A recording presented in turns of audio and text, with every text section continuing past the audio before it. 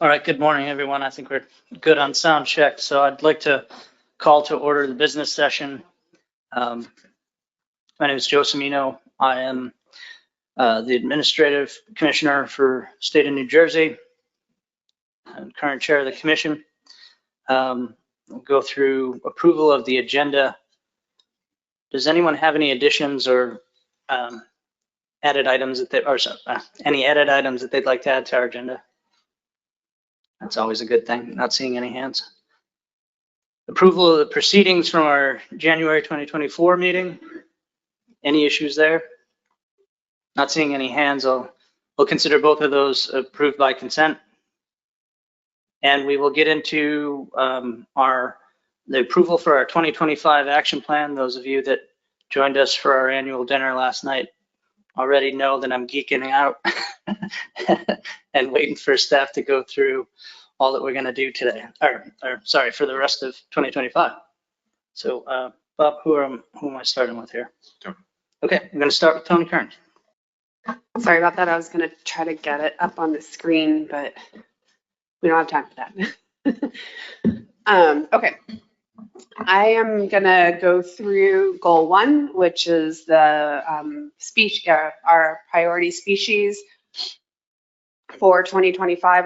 I'll first go through the high priority species and then the medium low priority species. And it's not that we think lesser of the medium lows. It's just a question of workload, not about how important the species is. So first we'll go through American lobster. We will be, and I'm only going to go through the new activities. We'll be collaborating with both the New England and Mid-Atlantic Council regarding on-demand trap gear configurations and other issues related to this. We will also work with Canada DFO on potential changes in minimum size in the maritime regions, which could result in trade impacts, as well as work with Canada DFO and our science committees on lobster science.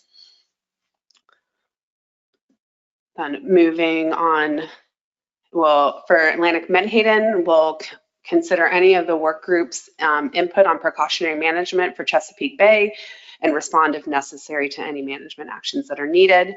For striped bass, we'll develop any management actions if needed to meet the rebuilding deadline of 2029, and we'll also address any recommendations from the recreational release mortality work group. For summer flounder, scup, black sea bass, and bluefish, we will present management track stock assessments and respond if necessary, and we'll do that in conjunction with the Mid-Atlantic Council. For horseshoe crab, we'll consider recommendations from the Delaware Bay Management Objectives Work Group or Workshop, and we will also monitor the Endangered Species Act 90-day finding and respond if necessary. For red drum, we'll work on in response to the 2024 benchmark stock assessment, which was presented this week, and conduct any projections and technical work as requested by the management board, including the risk and uncertainty tool. And we'll also conduct and present traffic light analysis and respond if necessary. And then for SCUP, the only thing that we'll do in addition to the assessment is to monitor the activities of the Mid-Atlantic Council on SCUP discards and gear restricted areas. For TTOG, we'll conduct and present the stock assessment update and respond if necessary, and we'll do the same thing for weak fish. Joe, do you want me to pause and see if I have questions on these high priority? Yes, please, Tony. So any questions on what Tony's gone through so far? Thank you, Mr. Chair. Moving into the medium low priorities, and again, I'm just going over new actions.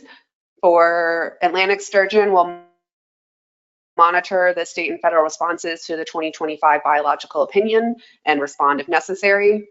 For coastal sharks, HMS will be coming out with draft amendment 16, which is the commercial and recreational shark fishery management issues, and proposed rule for electronic reporting and respond if necessary.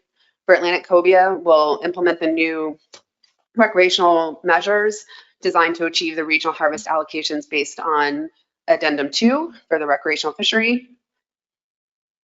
And for spiny dogfish, we'll finalize and implement Addendum 7, which is reducing Atlantic sturgeon bycatch and maintaining consistency with federal management for those bycatch reductions. And that's all. Any questions or comments on those other species? Not seeing any hands. Okay. And we'll move into the cross-cutting issues, and these are cross-cutting issues across the commission. One of the things that we're proposing is to strike the continue to explore allocation strategies for the commission's quota managed species to reflect current fishery conditions.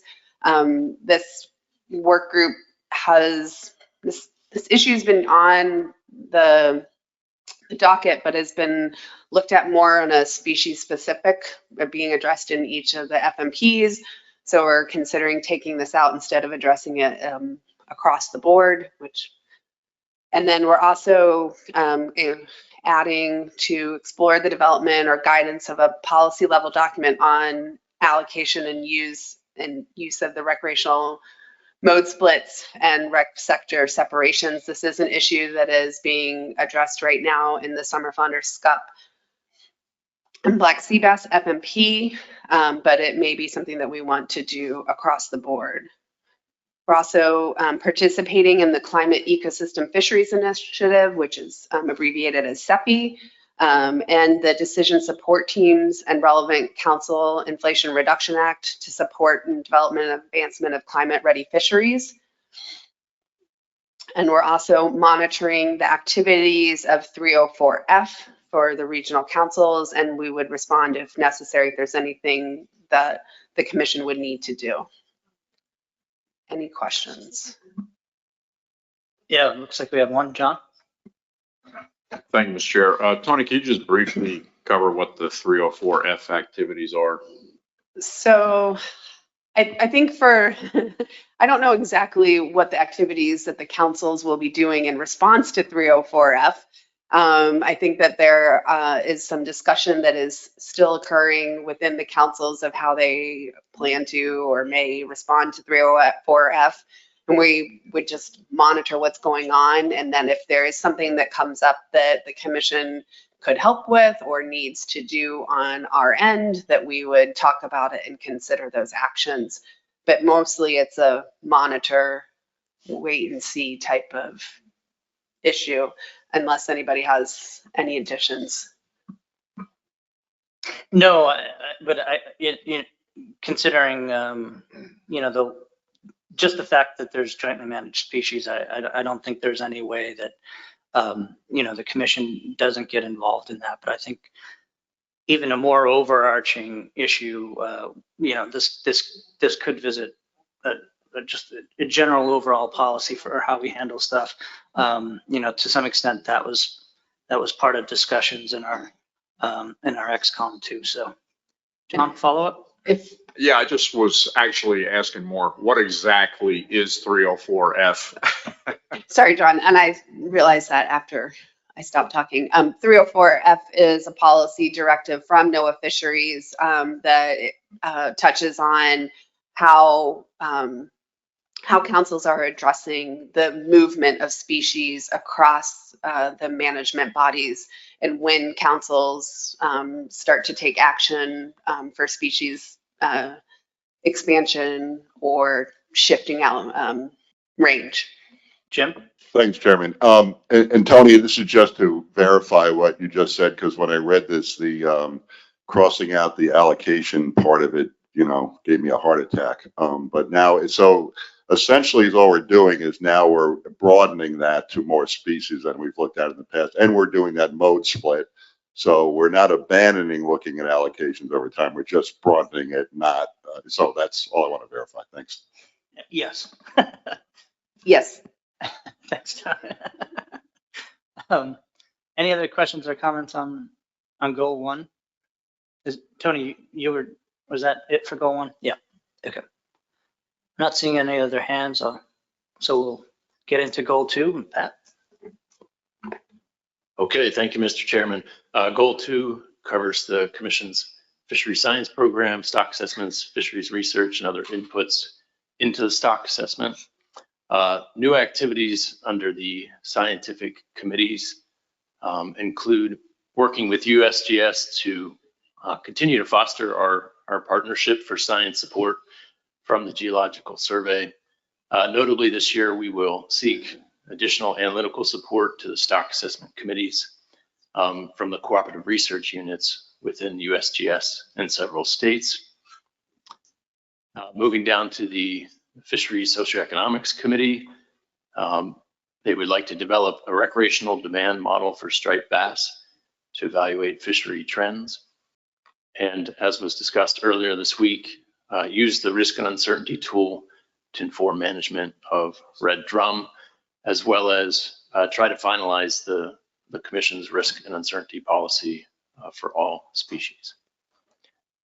Under data collection and the regional survey programs, starting with CMAP in the Southeast, there's been some work to complete survey designs for a regional fishery independent survey targeting coastal pelagic species, notably Atlantic cobia, which does not have an independent survey. Also, take another look at the effectiveness of the state longline surveys for their use as stock assessment abundance indices. Again, that was discussed during the red drum assessment presentation. Under NEMAP, we're going to work on some outreach activities, notably the development of a new NEMAP website to enhance our outreach, and also work with the Northeast Trawl Advisory Panel to develop plans for wind energy area survey mitigation. There's a new initiative among the Chesapeake Bay states and the NOAA Chesapeake Bay office to review striped bass recruitment patterns and associated surveys. For the horseshoe crab trawl survey, we're going to look into possibly conducting demo trips to take various stakeholders out on the trawl survey to see the operations and the numbers of crabs that are being caught. We've had this highlighted item in the last year or two about exploring the use of industry-based surveys to supplement current fishery independent data collection. So we will continue that work with NIMS and industry partners.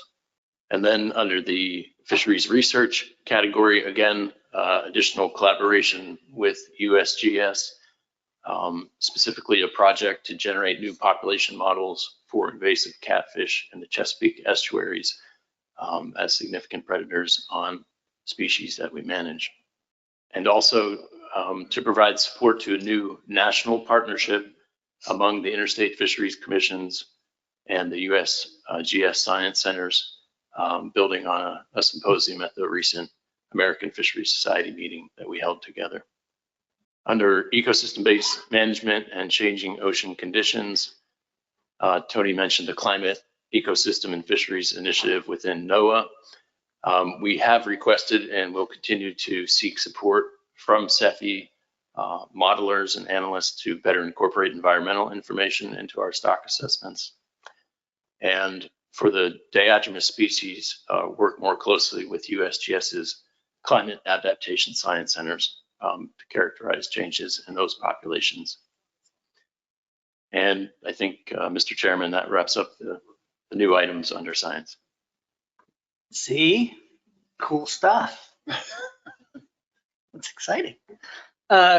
Questions for Pat on goal 2 or comments? John? Thank you, Mr. Chair. Yes, very cool stuff. Pat, just a question about the recreational demand model for striped bass. If I recall, there are 2 different models out there right now that we were looking at for, what is it, black sea bass or summer flounder. Is it going to be the same models or is this something different? Yeah, I don't have a lot of specifics for you, John. Again, this is an idea from a couple of assessed members who have run these models before, including for striped bass. They may update that model, but looks like Tony may have some more insights. John, it's our hope that we use the RDM that incorporates some of the social and economic information. The second model is the one that Jay came up for SCUP, and I think that utilizes less social and economic information than the other one. So that's our hope, but we'll see what happens. Yeah, come on, Kate. Actually, Tony pretty much covered it, but basically I think we're going to be looking at both of those and see, if there's anything we can do to develop or enhance those models going forward based on the available data. Thanks. Thank you. Any other questions or comments on goal 2? Oh, Eric, sorry. Thank you, Mr. Chairman. Thank you for the presentation. Just a quick question on the section about NEMAP. You had that yellow highlighted thing. I didn't see anywhere in there where we're going to continue to support the development of an industry-based pilot survey to complement the Bigelow. Is that included by 3 or 4 of the bullet points without being specifically named? Yeah, I think we received a presentation on that in the last year or so, perhaps at the policy board.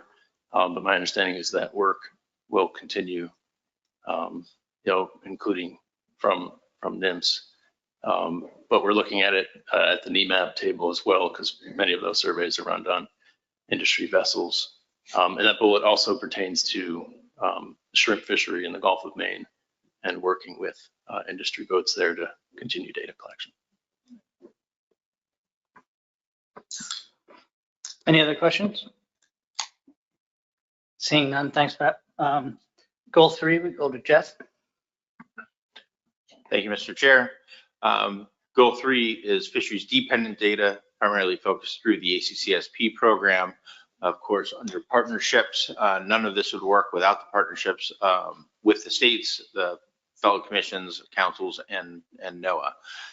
Under fisheries dependent data collection, the new items are really to complete the development and implementation of modernized dealer electronic reporting applications and data processing for implementation by January 2026. This is an extension of work that was planned to be done earlier, but we've made some significant progress for this already in 25 right now, but there's going to be a delay in that implementation until 2026. The goal here is to finish the programming in the middle of 2025 and then allow time for outreach and in practice to actually put it out to the dealers in January 2026. For One Stop Reporting Initiative, we want to convene a workshop on state data needs to make that electronic trip reporting more compatible across things. Under recreational surveys, we want to continue to develop and seek MRIP certification of the for-hire methodology for logbook estimates of catch and effort with dockside validation. This is a major item for kind of the cross partnerships, as there are components of that bridge the data collection that occurs at GARFO and Southeast Fisheries Science Center, CIRO, and the councils as well. So rather excited about that one moving forward. We want to support recreational data collection pilot projects. There is one that was just approved, the discard catch cards through the ACCSP Coordinating Council, as well as some large pelagic pilot surveys that are occurring in Maine. Under data standards, distribution, and use, we want to really work to define the data consolidation standards and presentation, really focused on the presentation needs for the release, catch, discards, and at-sea observer data, because that right now it's coming in from dealer data, trip data, and citizen science records. So really figuring out the best way to present that and be most useful about discard information for the assessment process. Under data distribution and use, we want to provide validated commercial landings data for commission stock assessments. There are several listed there, as well as the CDR process. Since 2007, ACCSP has done the consolidated landings data load process, and with the improvements in consolidating biological data, we really want to work on that structure and regular process for the biological data sets to be sent to the ACCSP data warehouse, include by adding partner data feeds and creating data warehouse queries. And we do want to continue to expand the data warehouse content, specifically reworking recreational directed trips queries and catch frequency queries to provide those benefits back out to our partners and public. Under outreach and infrastructure, we do want to extend the improvement of our IT hosting scalability to address increased data demands. Part of that is increases in electronic reporting. Part of that is the vessel location information and making sure that our systems have enough bandwidth and capability to handle high peak workloads as more systems are using the tracker information. We want to promote and support communication of ACCSP activities by committee members within their agencies, and to also extend the content and create a richer, more engaging ACCSP website. Thank you, Jeff. That's cool stuff too. Yeah. I really set myself up for something here now. I didn't compliment Tony. Now I feel terrible. Questions or comments for Jeff? Actually, I do, Jeff, because I don't think I talked about this or know if we have a plan, but for some of the exploratory rec data collection stuff, do we have a plan on how that gets reported out back to us? Like, how do we hear about those projects? At the moment, the pilot projects that are planned for 2025,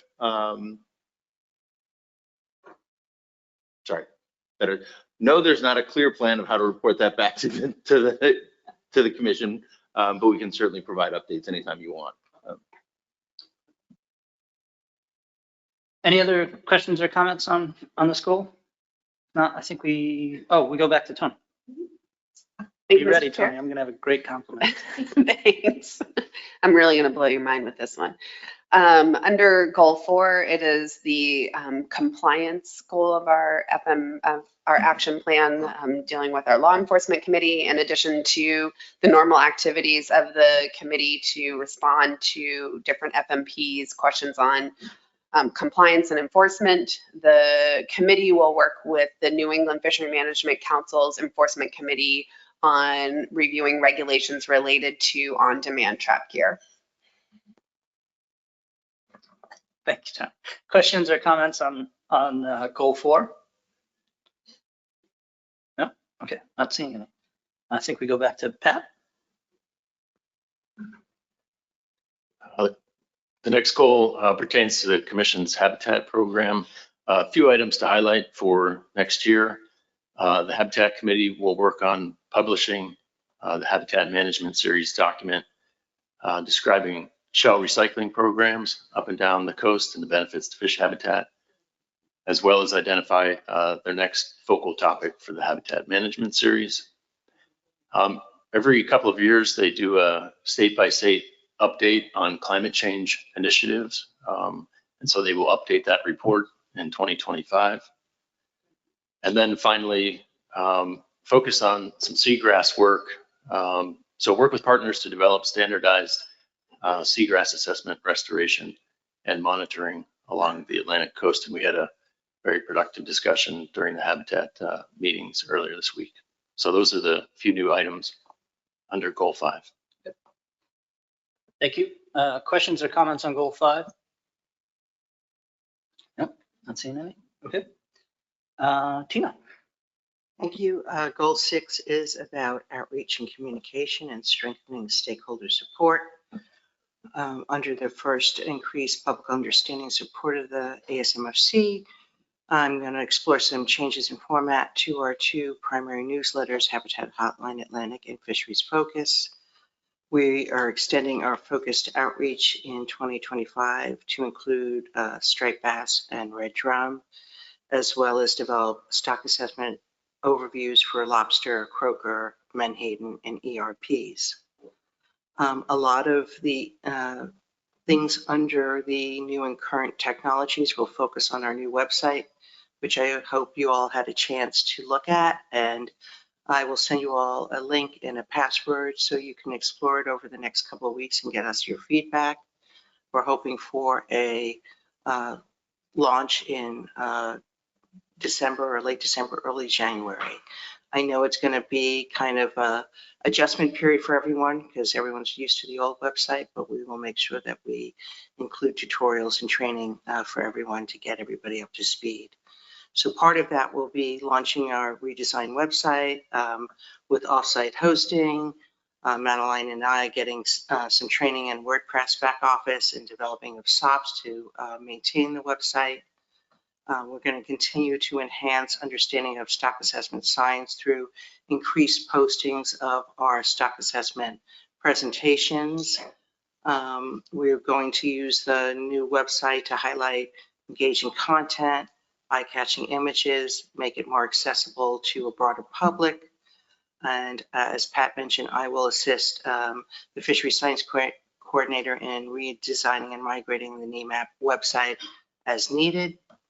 We're also going to track analytics to assess the success of the new website and our expanding efforts in social media. Under stakeholder participation, part of that website is development of an action tracker, which sort of allows members to track the development of a management plan and addenda through the whole process, sort of give you a history and be archived for important documents.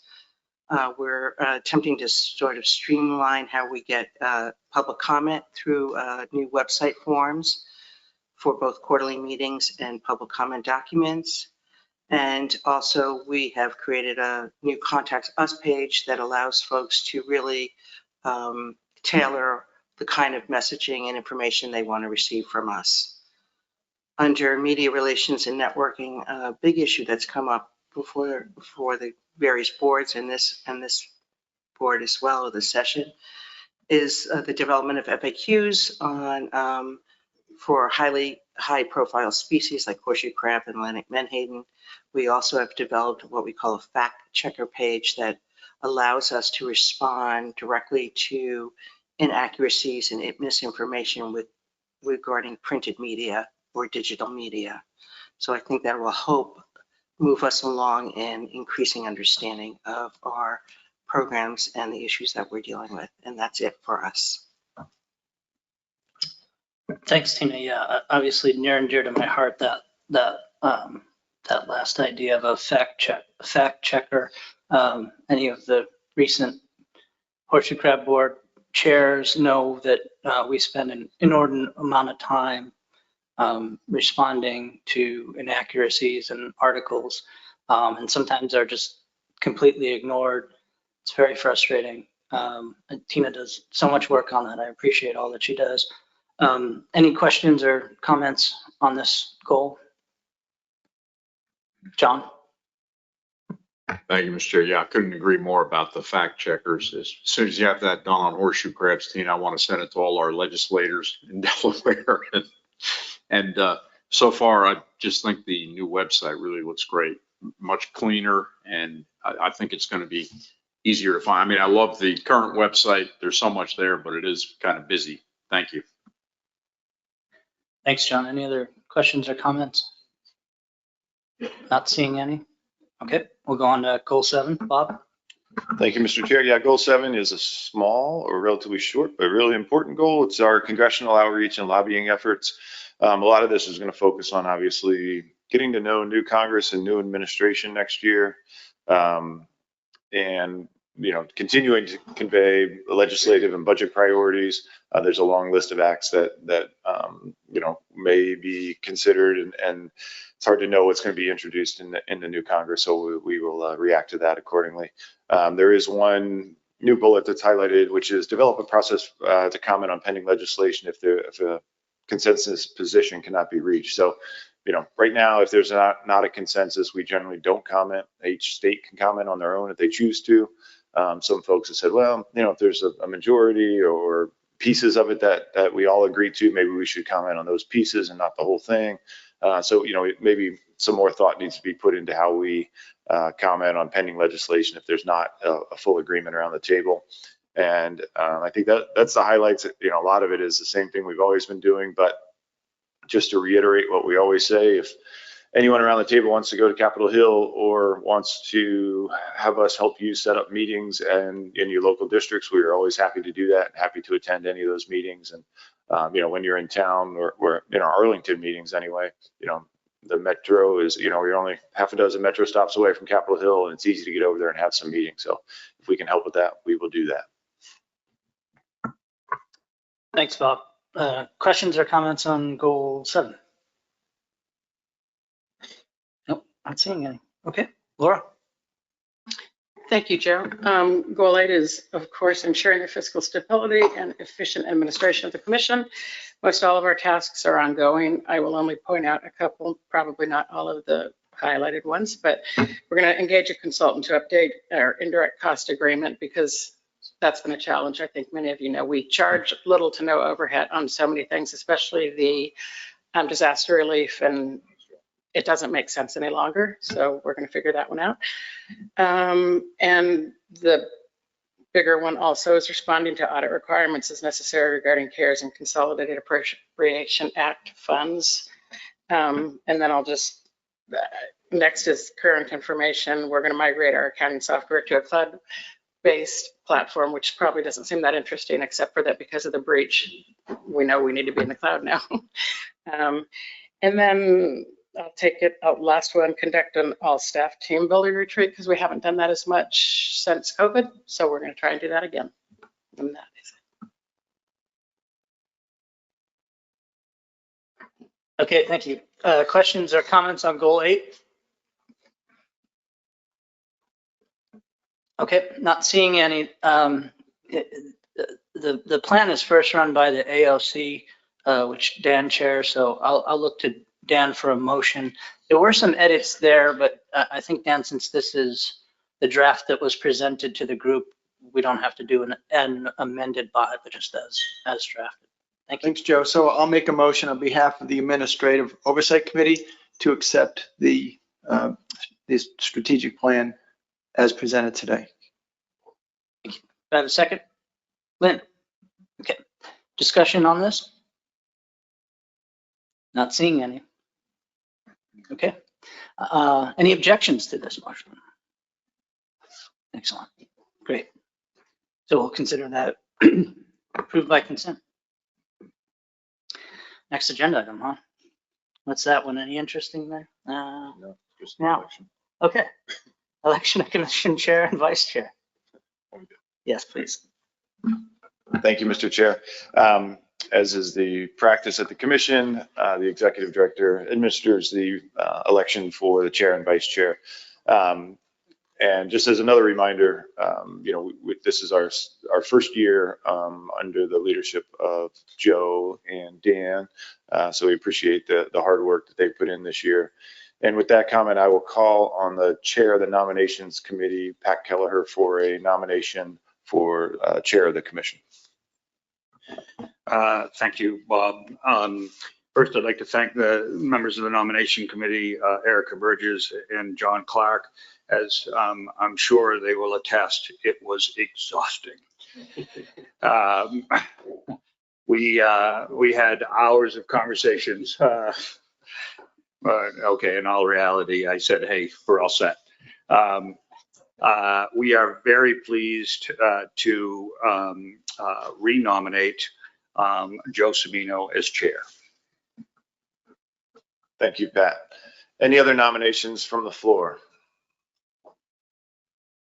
Not seeing any. Is there any objection to the re-election of Joe Cimino as the chair of the Atlantic States Marine Fisheries Commission?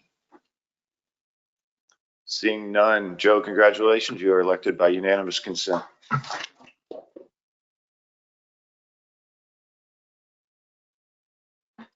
Mr. Kelleher, do you have a nomination for vice chair? I do. Thank you very much. The nominations committee unanimously would recommend and renominate Dan McKernan as vice chair. Great, thank you. Any other nominations from the floor? Not seeing any. Any objections to re-electing Dan as the vice chair for the Atlantic States Marine Fisheries Commission for one more year? Not seeing any. Congratulations, Dan. You are the vice chair for another year.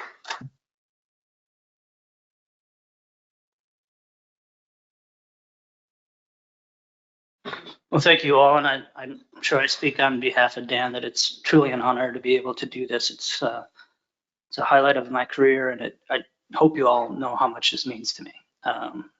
So we'll move on to other business. No, I don't either. Okay. Okay. We'll have an announcement on the picture, and then before we do adjournment. So. So we're going to try to do the commissioner picture right now, since we're done a little bit early, might as well use that time wisely. It's going to be go out the main revolving door, is that right? You know what, Laura would probably do a lot better with this. Not sure about that, but, so I think we go out the doors, and Tina can help me with this if I need it.